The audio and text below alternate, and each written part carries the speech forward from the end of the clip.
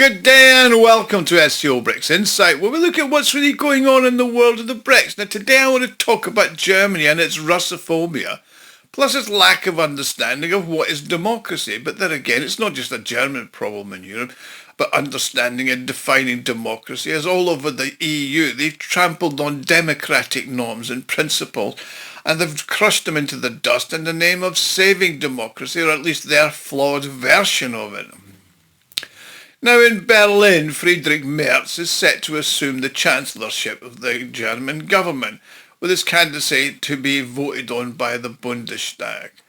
The 10th Chancellor in the history of the Federal Republic of Germany will head another so-called grand coalition consisting of what was the country's previously two main parties, the CDU/CSU and the SPD. However, this characterization is already outdated. The Christian Democrats and the Social Democrats have not been the people's choice, that is, the main parties of Germany, for a number of years. Now, following the February elections to the Bundestag, the two parties received the majority of the seats because there were two parties involved who were unable to overcome the 5% barrier and threshold to entering Parliament. These were the Liberal Democrats who were involved in the destructive previous coalition and the new anti-elite party, the Sarah Wagenknecht Union. And it was at their expense that the CDU and the SPD achieved their current fragile majority in the Bundestag, thus enabling them to form a coalition government. Now, this coalition government is going to have to address a number of major issues, including the rearmament of Germany and the continued funding, arming and political support for the Ukraine in its losing contest with Russia. However, a significant event occurred during the coalition negotiations. The Alternative for Germany became the most popular party in the country. For the first time, according to opinion polls, it received support from over a quarter of the voters, over 25%, while the CDU lagged behind the AfD by 2 percentage points, and the SPD is balancing at around 15%. Now, although there's 4 years until the next election, of course, unless this coalition collapses, the establishment cannot ignore this figure or the AfD. Now, before I continue, I'd like to make an appeal. If you like and enjoy my videos, you can help me fund the channel and my website, SCOBRICSinsight.com, to further develop them. You can do this by making a small donation, which you can do by clicking on the thanks button at the bottom of the video screen. Everybody who donates does get a personal thank you from me, and I'm thanking you all now just for watching. Do like, share and subscribe, and do keep the comments coming. Love to read them, love to respond to them. Now, despite calls by a number of German state leaders to ban the AfD, the authorities have confirmed that they'll not be taking such action in the immediate future. Now, this is due to the fact that such a move would be perceived as too openly anti-democratic, even for these current democracy deniers. Yes, there's still certain steps to be taken on the way to a ban, including the decision by the so-called Constitutional Court. However, this will not prevent Merz and his cohorts, and that's not to mention the dispute that they're now ongoing with Washington.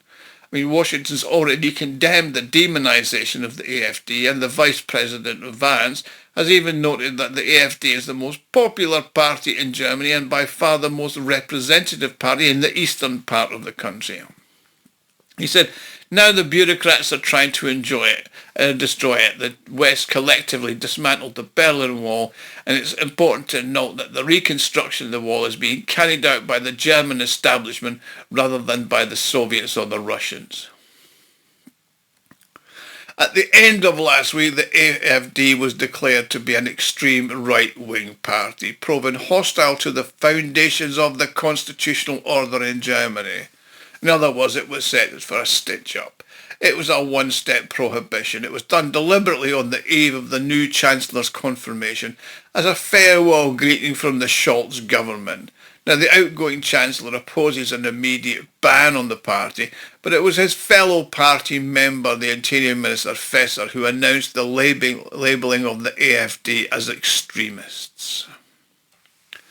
So, consequently, the new government now has a party that could be banned as its main opposition. Yeah, so much for democracy. I mean, this political system is intriguing, and most importantly, it's alleged to be entirely democratic and constitutional. Well, at least according to the rules of so-called democracy in the EU it is, but we've seen that with Macron in France and what's been going on in Romania. Now, the United States, who's always championing freedom and democracy, has expressed its opposition to Germany's tyrannical measure. I mean, the head of the US State Department, Marco Rubio, wrote on X, Germany has just granted its spy agency new powers to surveil the opposition. This approach does not align with the principles of democratic governance and could be perceived as a form of tyranny. Well, Marco, it definitely is. He said, what is truly extremist in Germany is not the popular AfD party, which took second place in the recent election, but the establishment's deadly open border immigration policies. The German Foreign Office, however, provided the following response.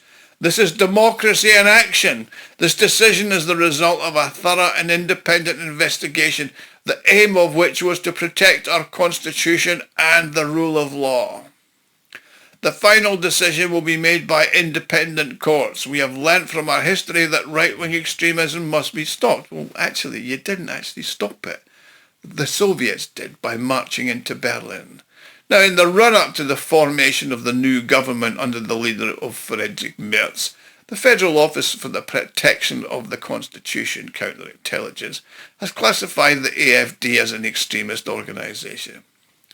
Now, this decision was based on their 1,000-page report that they've been working on since 2023. In particular, it states that the AfD is turning the population against refugees and migrants, and also doesn't recognise German citizens who emigrated from Muslim countries as equal members of society. It said the statements made by party leaders Alice Weidel and Tino Hrupla are cited as evidence. Weidel highlighted the issue of German students facing bullying and attacks from Muslim children in schools in Western Germany and described their culture as tribal. Well, there's nothing particularly extremist about that, I would have thought. I mean, previously the AfD was only suspected of some illegal activity. I mean, following an alleged review, 3 of the organisation's branches were actually officially designated as extremist entities, and they were in Saxony-Anhalt and Thuringia. Now, additionally, the youth wing of the party, known as Youth Alternative, has recently been dissolved to avoid any potential negative impact on the parent organisation.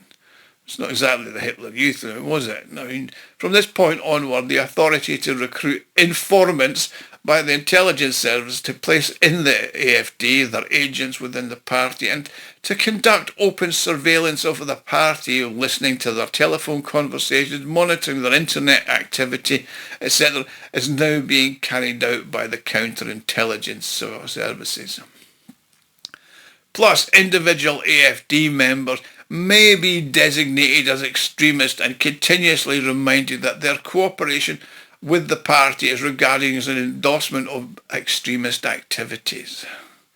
Now, it's worth noting that prior to the present time, the National Democratic Party of Germany, which was the successor to the Nazi Party, was actually the only extremist group that was banned in the country. I mean, it has never entered the Bundestag, and the AfD is currently the most popular single party in the country. In the previous parliamentary elections, it got 20.8% of the vote. Now, in April, there were various sociological surveys, and it estimated its rating at between 25 and 30%. In this regard, the outgoing Chancellor and member of the Social Democratic Party, Olaf Scholz, called for a considered approach to the matter and advised against hasty action against the AfD. Now, the future head of the Ministry of the Interior, Alexander Dobrindt from the Christian Democratic Union, has stated that the report may be subjected to judicial review, but the surveillance of the AfD will continue in any case. Well, nothing surprising there. I mean, the party, the AfD, has described it as an attack on democracy and is planning to take the matter to court, but I wouldn't hold my breath that anything's actually going to change.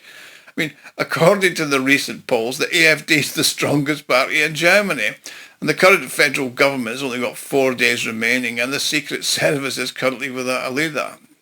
So the classification of the case is based on suspicion, and it's not legally sound, Weidel and Russophobic emphasise. I mean, the political left is resolute in its aims. It wants to destroy what it sees as its enemy. I mean, they consider the AfD to be a fascist organisation, but they call anybody who disagrees with them fascists. I mean, the Social Democratic Vice-Chancellor Lance Klingbeil has said he's ready to start a ban procedure after the government is formed. Now, the co-chair of the left, Wagenknecht, has already made it clear that the AfD would have to be eliminated by any means necessary. So, again, more fascism to me. Now, the Western media, the usual suspects, have had a variety of responses. The totally disgraced New York Times has observed that Berlin must now decide how to proceed with a party that allegedly publicly downplays the Holocaust, revives Nazi slogans, and is gaining popularity. As usual for the New York Times, none of these statements are remotely accurate about the AfD, but they are about the main political party in the Ukraine. I mean, the newspaper has also expressed concerns that it could lead to a political crisis. You're damn right there. I mean, Die Stern concurs with its overseas counterparts, as it would normally do. According to the newspaper, politicians should avoid debating a ban on the AfD, but understand the reasons behind the party's popularity. I mean, according to analysts, the German bureaucracies operating in accordance to a plan they set up 5 years ago. This is now in the third stage. In 2019, they started the investigation as the parties started to make progress. In 2021, 3 branches were recognised as right-wing extremists. And however, when you actually analyse the information, the security force didn't actually find anything significant. No smoking guns, nothing. And the counterintelligence depends on public statements by the AfD leaders, which they really do interpret it in a completely ridiculous and biased manner. Now, they allege that the parties move further to the right on the agenda of immigration, but it's turning into a centre-right party if you actually look at its policies, and it's centre-right the same as most parties across Europe who are anti-immigration. And that's possible it's going to increase its popularity by at least another 5%. I mean, it's also facilitated by its reluctance to arm Ukraine and its openness to dialogue with Russia. Maria Korosklava, who's a researcher at the European Political Studies at the Russian University, clarified that AfD has to be considered as an extremist party just to justify the ban. There's no actual evidence, and the only reason they didn't designate it was they had to wait until after the elections, because if they'd actually designated it as a party prior to the elections, that would have shown their democracy to be a complete sham. I mean, if they want to try and move with a ban, they're going to find some serious evidence of infractions in its documents or correspondence. I mean, for example, is there any evidence of foreign funding that could be used? I doubt it. It's highly improbable that any individual within the organisation would be negligent enough to leave such smoking gun evidence behind. And while surveillance is undoubtedly not very nice, it's not fatal. However, the party's isolation within the polite society in Germany is going to continue. So on the 80th anniversary of the defeat of Nazis in Germany, it's gone back to fascism. Thank you for watching. Please like, share and subscribe. Also set the alert button so you get informed when I post a new video, and click on the thanks button at the bottom of the video screen if you want to make a donation. Thank you. See you again soon.